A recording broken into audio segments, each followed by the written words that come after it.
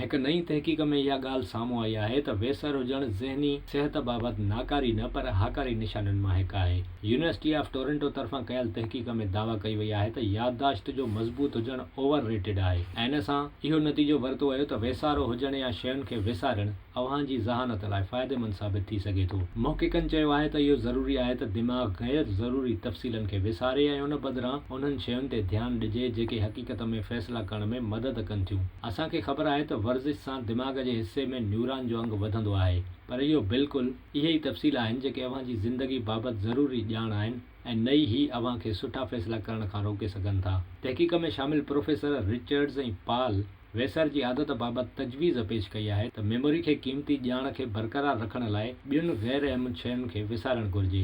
इन आदत सां फ़ैसिले साज़ी जी सलाहियत खे बहितर बणाइण लाइ इस्तेमालु करे सघिजे थो। मुहक़िक़नि इन ॻाल्हि ते बि इतफ़ाक़ कयो त वेसर जी आदत हिकु हाकारी अमल आहे। हीउ बुनियादी तौर ते अहम शयुनि लाइ ज़हन में जाइ ठाहे थो ऐं अहम ॼाण खे यादि रखण में मदद करे थो।